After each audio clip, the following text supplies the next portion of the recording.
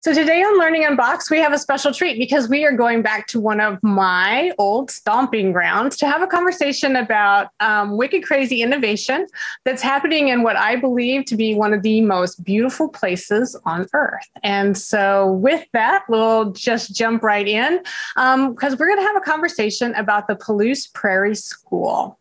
And joining us to have that conversation is Jeneille Branen Erin Corwine, both of the Palouse Prairie School. So ladies, welcome to the program. Thank you.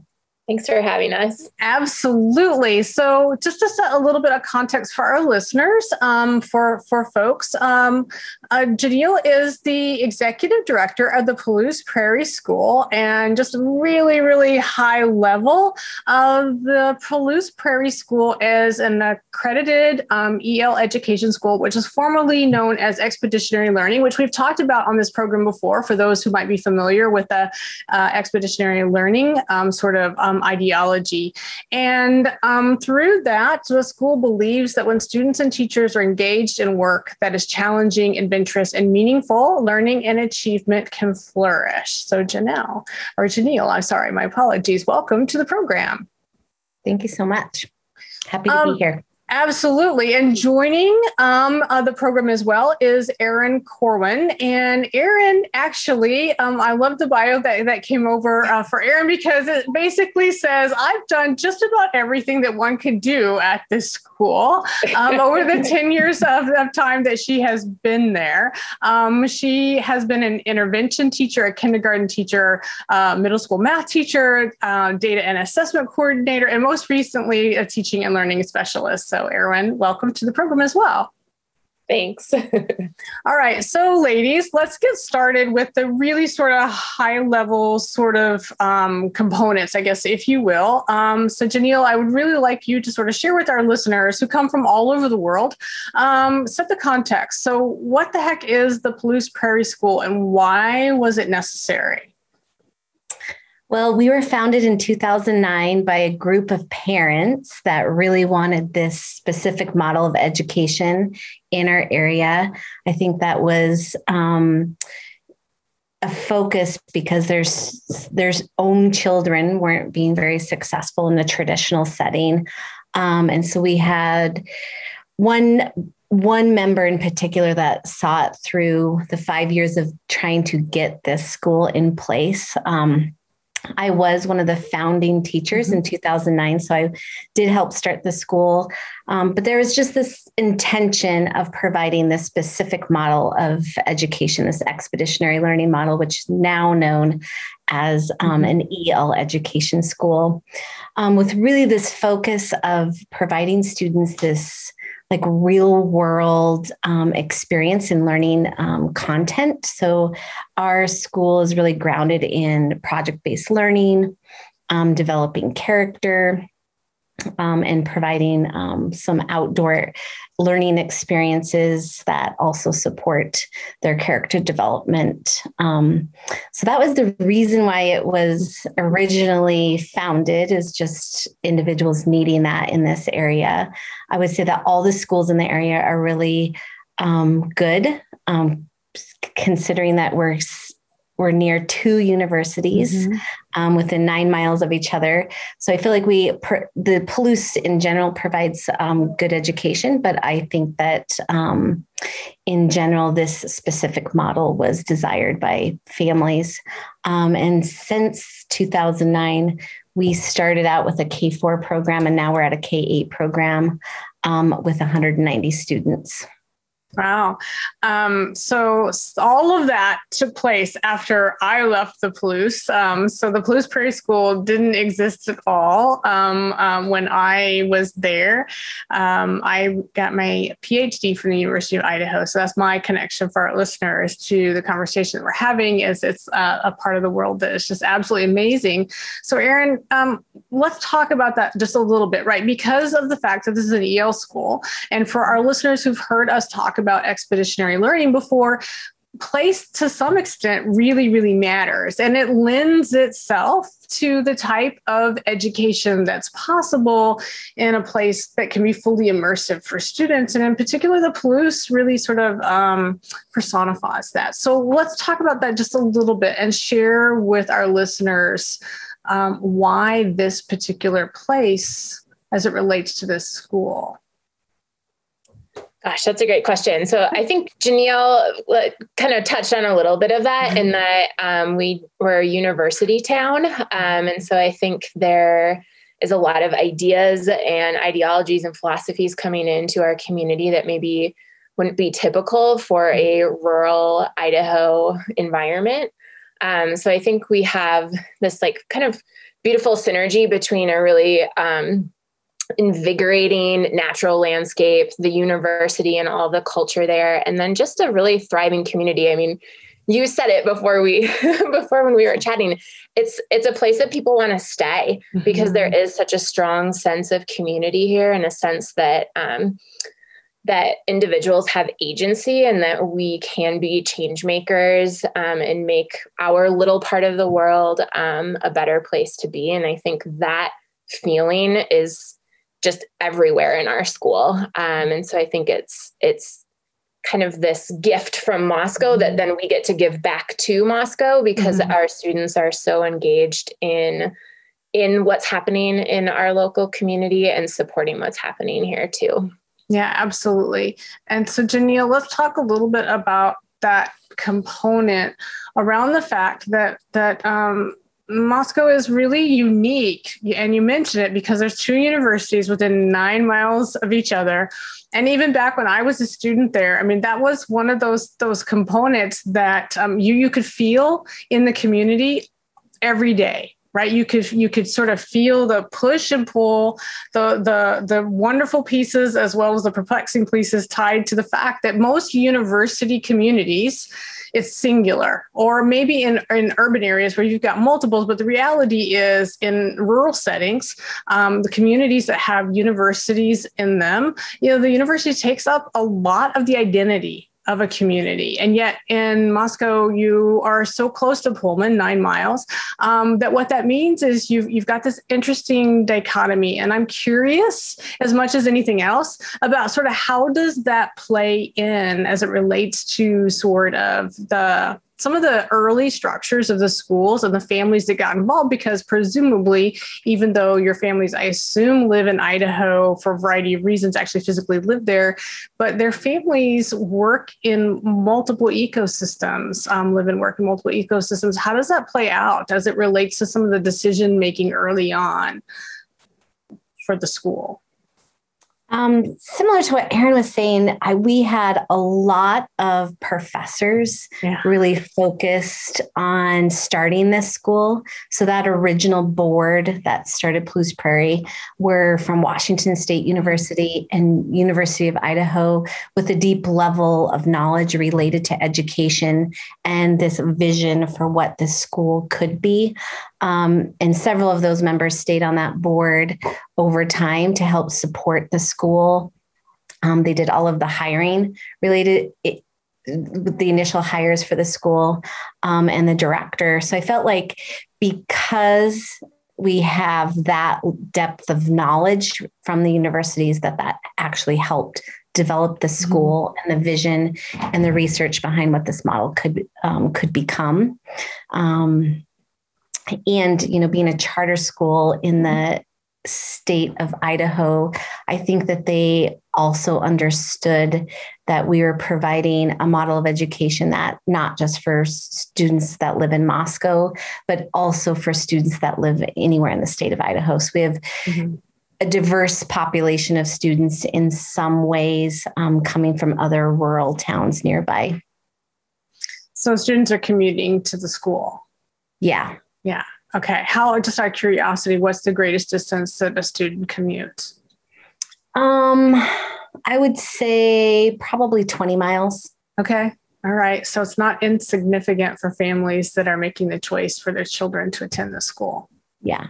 Yeah, absolutely.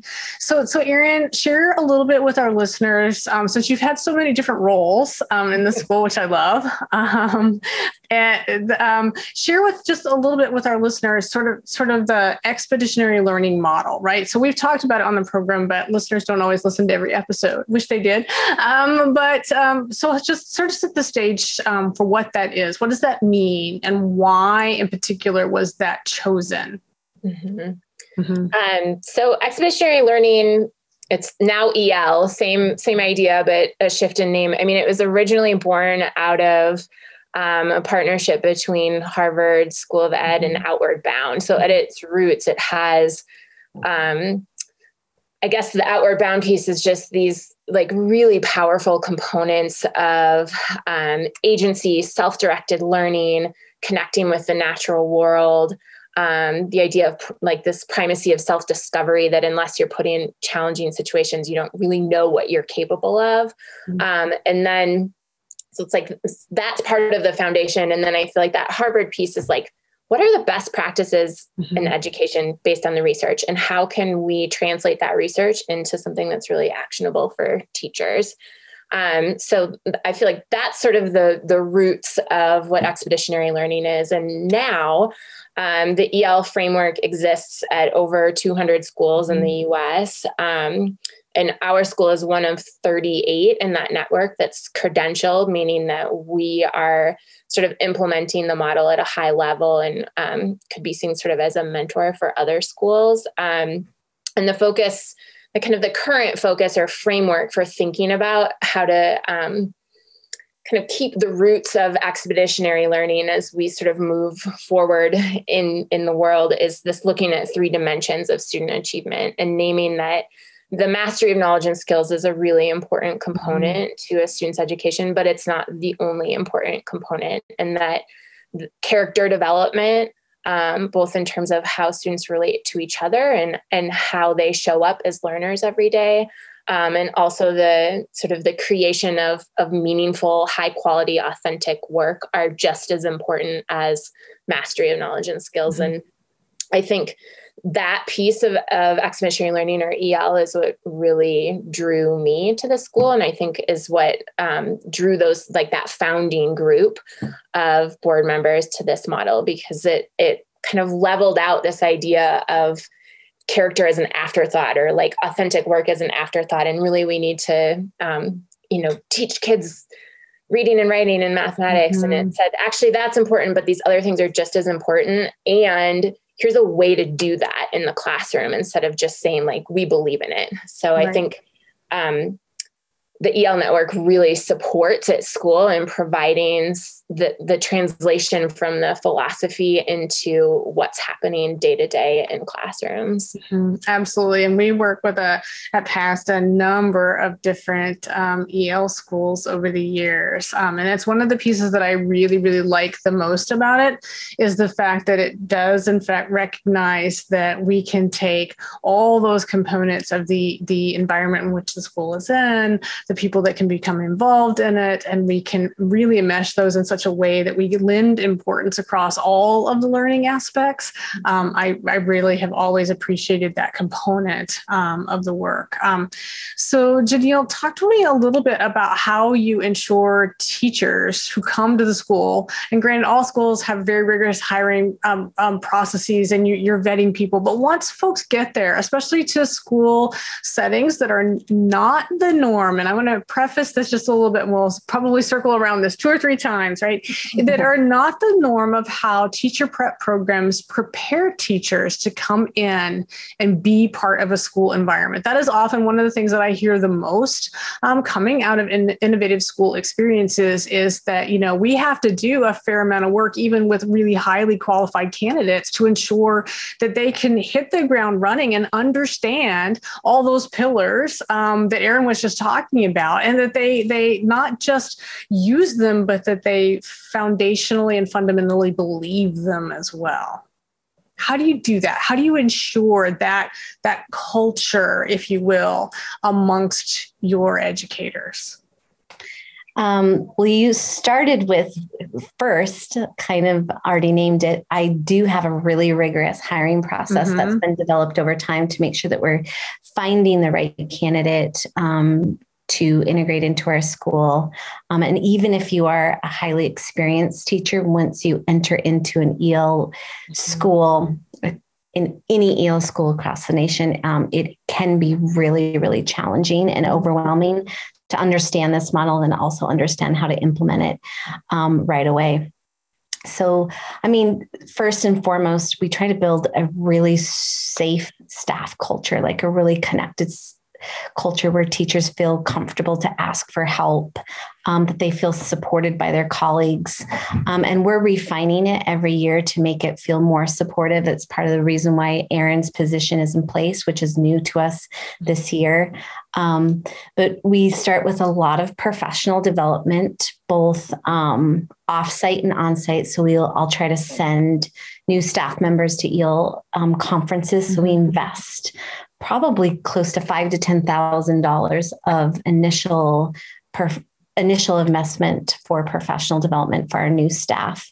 And then we gather weekly as a staff to connect and continue to build a positive staff culture and provide professional development that's modeled how the professional development is modeled for them, how we would expect to see it in the classroom as well. So we're also at the leadership level providing research-based practices as models within the professional development.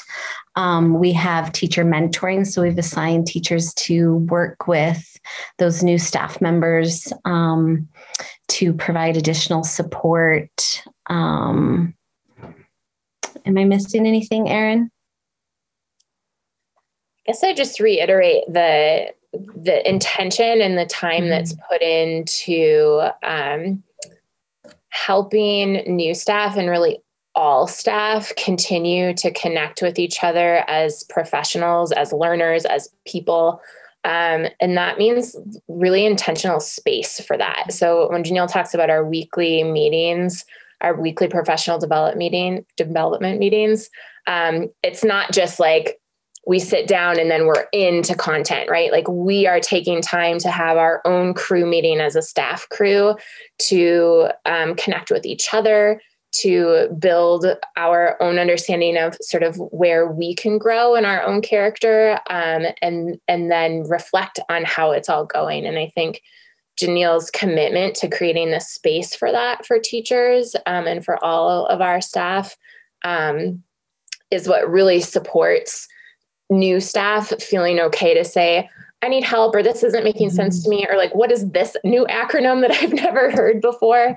And I think over time, those relationships that we develop with each other really boost new staff and I help them feel like they belong here. Yeah. So that they can then help their students feel that they belong in their classrooms too. Yes. Super, super important. And I can't tell you how many times, in the work that we've done with a variety of different schools that we've heard from teachers in particular that, one of the things that they don't have is, an ongoing support mechanism after onboarding has happened, right? So it's a very common thing that happens, especially in innovative schools, because we get so wrapped up in the innovative part of the idea that we forget long-term that, we have to do some work to make sure that we are able to stay within that sort of mission and vision at the same time that we want it to be innovative and to evolve over time. And so I'm thrilled for you to be able to share the intentionality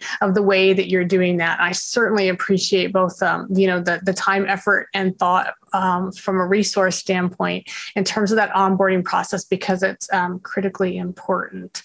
So Jeneille, share with us just a little bit. So you have 190 students in this school in sort of that K-8 space. So the first question I have is, so how many teachers is that? Where there's a lot of conversation around student-teacher ratios. And so really curious about that component.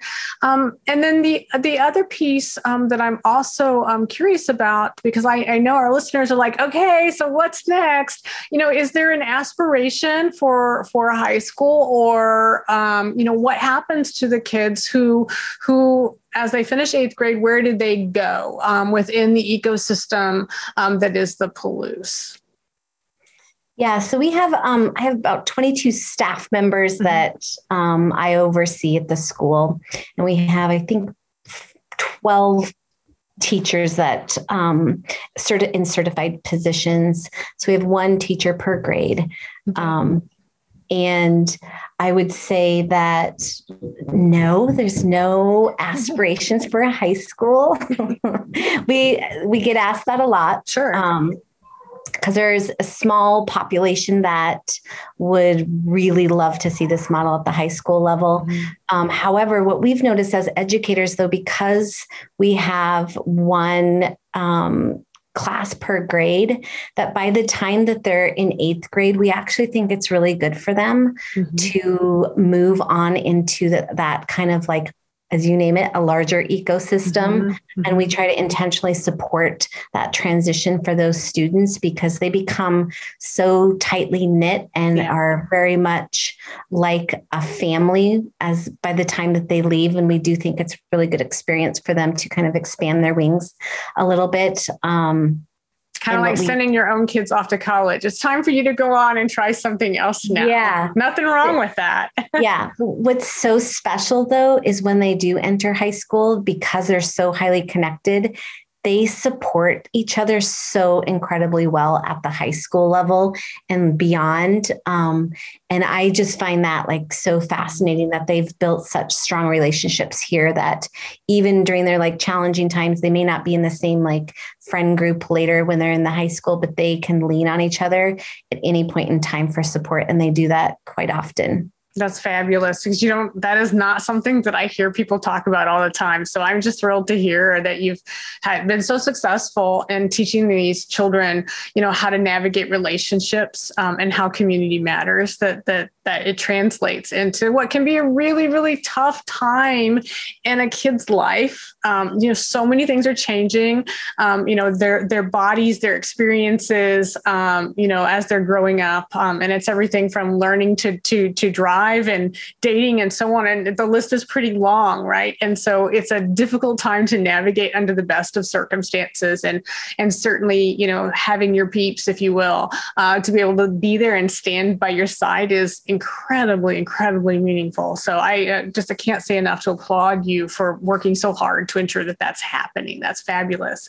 Erin, one of the things that I was really intrigued by, and I will admit, super excited about when I was perusing the school's website ahead of having this conversation, was something that you refer to as your adventure programs. And so I want to talk about this because actually the episode that we had that aired this week was all about thinking about using the environment and outdoor education as a foundational premise for work, right? So it's a conversation that certainly at past, because our origin story, our premise, we started with applied field programs that we built deliberately for students, right? The adventures to get them out into the world. So this personally just really appeals to me, but I'm super curious about sort of the structure that you put around it and why the things you chose to be the adventures. First I have to say, totally agree with you on that.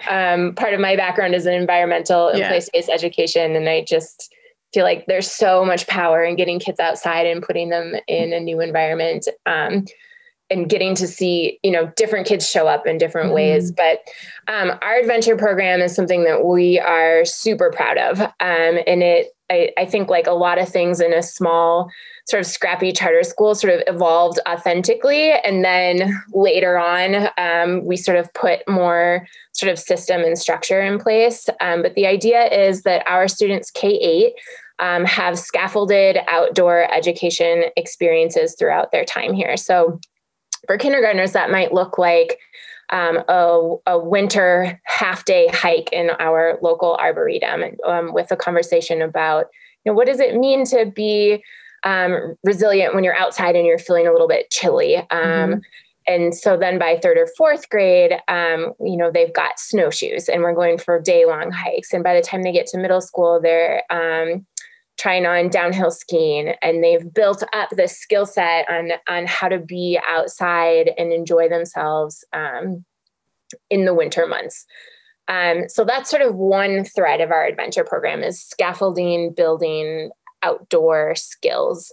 And then I'd say that there's two other sort of significant threads. One is that as much as possible, we try to integrate field work into our classroom learning, especially in our expeditions, which you could think of as sort of like the deep dive project-based learning. And often that field work has an outdoor component. So that's sort of the connection to place part of our adventure program. For example, our middle school students work with UI experts to learn about soils throughout the Palouse and visit native Palouse Prairie. And so they have a chance to sort of connect place and their environment with their classroom learning. And we feel like that is also a piece of what it means to be adventurous, right? Finding connections to your learning in places where you might not expect it or where we don't really traditionally talk about it. And then lastly, we really just sort of recognize, I guess, and this is going back to the roots of Outward Bound, the really powerful experience that a child can have when they're with their crewmates, with their classmates in a different environment. So those outdoor experiences, by the time our students are in upper elementary, are overnight experiences. So they're camping or staying in cabins. And by the time they're 8th graders, they're backpacking. So they've got this really rich way to sort of see each other and see themselves outside of the classroom. And I think that by the time our students are 8th graders and they're backpacking together, they, I think, really appreciate and really don't take for granted the gift of being together with their friends in the natural world. And they also have the skills to be successful in that. They know how to endure physical challenges, mental challenges. They know how to support each other in those environments.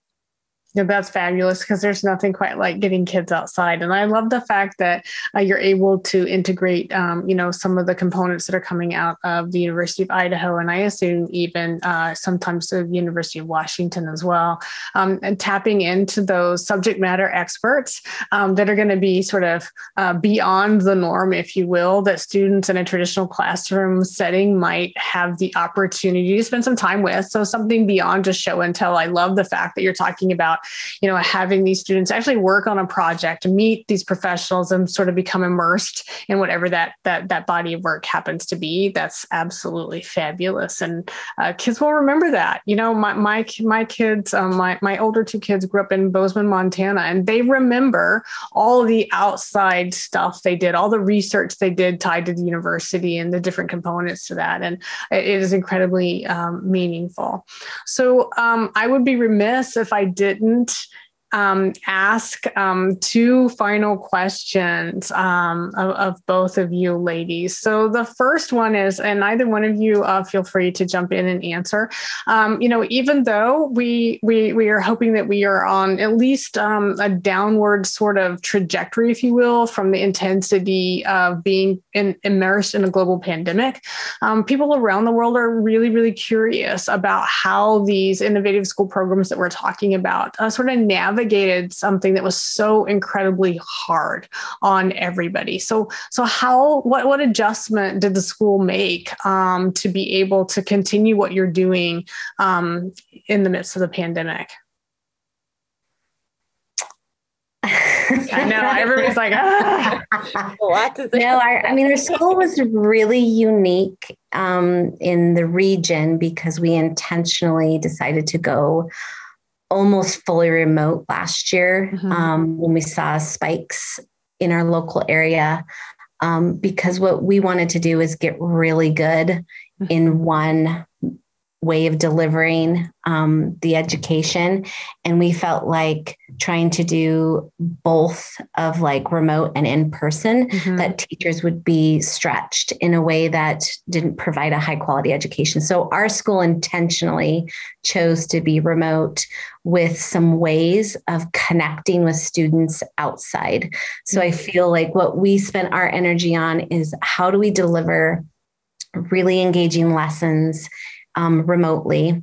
And then we also built in our schedule that on Wednesdays that we provided every Wednesday students these outdoor learning experiences that were safe and connected to the learning.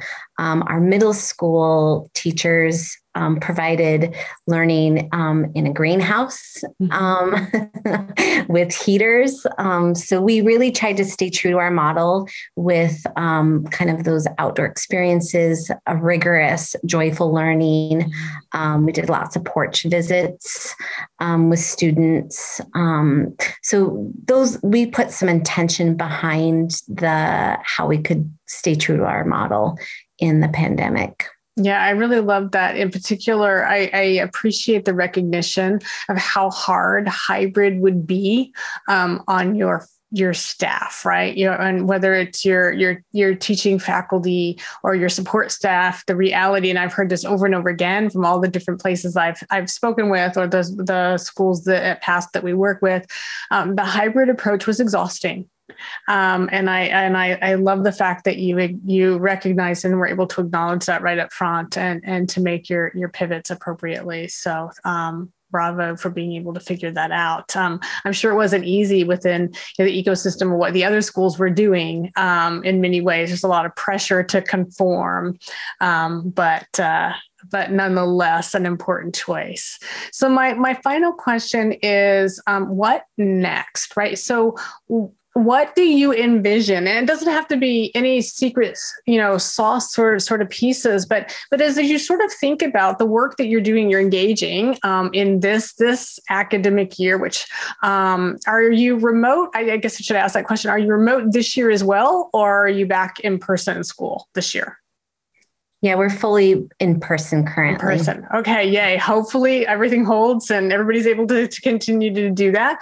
So with that in mind, and so what does this year bring? I mean, if you're a student and a family, what is something that's coming in the future that you're working on that is, it could be a small thing, but that's always one of the questions that I get after people listen. And, for reasons I'll never understand, they email me instead of reaching out to you, even though we provide all of your reach out information, is really about, okay, this is really, really cool. So what's the next really great, cool thing that's going to be coming out of the Palouse Prairie School? That's a great question. And I guess it's a tricky one to answer because we're still in a pandemic. So our big focus right now, in particular, I talked about like what we provided students, but what we really tried to focus on last year and we continue the focus is staff resilience, so that we're sustaining our current highly qualified educators so that when we shift back into like a normal school year, that we still have that group of individuals at our school. I think a couple of things that we're thinking about as some long-term goals really is how we are really supporting all students, including our highest needs students that are we have a lot of kids that have suffered from this pandemic and continue to suffer. So we're putting a lot of support and energy and thinking about this social emotional learning. And I know all schools in the nation are. And again, our staff resilience, and really focusing on some of our subpopulations that really need that additional support. So we're putting a lot of like time and energy and effort into that. I don't know if that's fancy or sexy in any way, but it definitely is where we're putting a lot of our energy. Yeah, I think at the end of the day, it's all about what you need, right? And so that's going to be fancy and sexy, if you will, because it's the thing that you need, moving forward to your point, to be sustainable and to be successful, to continue with the great work and the mission that your school has. Erin, did you want to add anything? I wanted to say, I think that really speaks to Jeneille's wisdom as our school leader, being able to say, actually, this is not the year for the new fancy thing. And I mean, we always have ideas, right? Of like, oh, we can refine this program, or we want to scaffold the overnight experiences for adventure even more. Or we want to integrate more with what's happening in the community. But I think the move to say like, but not right yet. Yeah. Because the reality is like, this is a new iteration of what we are facing as educators during a pandemic. It's not that it's gone or really even dwindling. It's that we're seeing now like, oh, what was the experience of our students last year and how are they showing up and what are their needs? So I think for Jeneille to be able to say like, we can take a pause on some of these like really fun, invigorating innovations that we want to do in order to just make space for our students and for our staff crew to kind of just check in on where we're all at and what we need in the moment, both academically and emotionally and socially. I think just speaks volumes to who she is as a leader. And like she said, the sustainability of our school long term. Yeah, absolutely. And I do appreciate you adding that piece in, Erin. The reality of it is that we will be feeling from the perspective of education, the after effects of the last 18 months that we've all gone through for many, many years to come, right? And so it is not something that is going to be a blip on our radar and then everything just moves on. It's going to move on, but there are going to be a lot of aspects of it that are going to change. Not just the way we do education, but to the point that both of you have made repeatedly throughout this conversation, the way we think about what's important in education. So I truly, truly appreciate that. So ladies, I want to thank you both for making time to share the story of the Palouse Prairie School with us today and to make the time for the conversation. So thank you so much. It was our pleasure. Yeah, thanks for having us. It's fun to talk about something that we care about so deeply. Oh, absolutely. There's nothing better than sharing the joys and others' passions and the work that they do. So I appreciate that very much. Thank you.